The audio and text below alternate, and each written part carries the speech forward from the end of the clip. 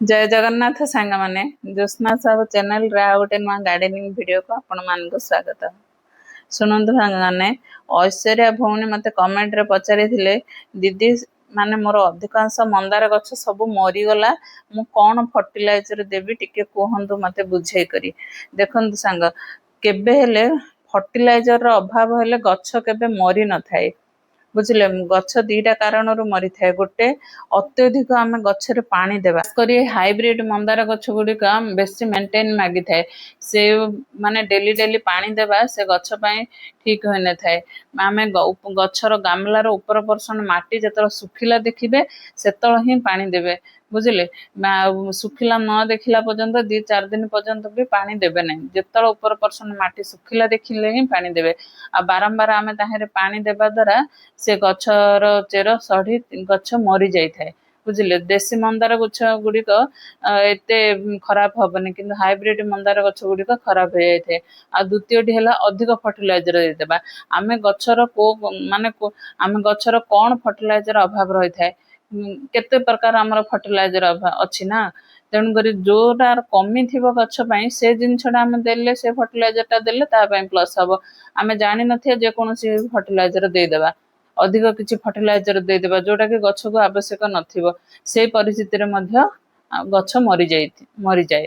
तेणु करी आमे कोन गछर कोन प्रॉब्लम ताकू जानिबा फास्ट ता अनुसार फर्टिलाइजर देबा आउ अधिक पानी देबा नहीं। गामलार ऊपर पर्सन माटी सुखिला देखिले ही पानी देबा। प्रथमे आपण माने जेतल नर्सरी रु गछ आणुचंदी फास्ट ताकू गोटे छोट गामला रे ही लगेबा डायरेक्ट माने बड़ गामला रे लगे देबा नहीं। मंदार गछ ग्रो करबो भाबीरी आमे केते जण ताकू डायरेक्ट बड़ पॉट रे लगे देउचंदी किंतु डायरेक्ट बड़ पॉट रे लगेबेनी। फास्ट छोटे छोट पॉट रे लगेबे 60 भाग बालिया माटी 40 भाग गोबर खत मिसेकिरी आ किछि नीम खली पाउडर आपण माने जदी मिसेई पारले भलो माने नहले सेफ पाउडर अल्प किछि माने तार जीवन कीटाणु कोन पोक थिबो बोले मरिबा पय नहले एतिकी माटी तयारी करिगिरी बालिया माटी गोबर खत मिसेकिरी माटी तयारी करिगिरी आपण माने से गछ को लगे देबे। देखिबे धीरे धीरे गछ ग्रोथ हबो जेतल टिके ग्रोथ होइगिरी टिके 2-4 मास परे बेसी ग्रोथ हेबार स्टार्ट हेगिरी टिके गछ जति बड़ हेबागो हबो तापर जाइगिरी आपण माने रिपोर्ट करि परिबे बड़ पॉट रे बुझिले। आउ 10 दिन की थरे आपण माने नीम ऑयल को स्प्रे करिवे गछरे पोको लागू न लागू आपण माने 10-12 दिन की थरे नीम ऑयल स्प्रे कर दियंतु। देखिबे जदि नीम ऑयल स्प्रे करि दउथिबे 10-12 दिन की थरे गछरा टोटली भी पोको लागिबो नाही बुझिले। पोको लागिला जदि केबे पोको लागिगला ताहले सेटा को हाथ दे पानी पकईकरी साधा पानी हाथ दे दे फास्ट धोई देबे। सुनंतु सांगाने मु जेमति करू अछि मो गार्डन रो मेंटेन मु सेहा कहूची केतेक गार्डनर डायरेक्ट स्प्रे कर दियंती सेटा को न काढंतीनी से पोकोरा को मु किंतु मते टिके क्लीन दरकार मु से गछ सेटा काढी देले भी भलो गछरु सेटा सफा हेगिरी काढी देले ता नीम ऑयल को आपण माने स्प्रे करि देबे गछ क्लीन हे जिवो आउ पोको भी लागिबो ने।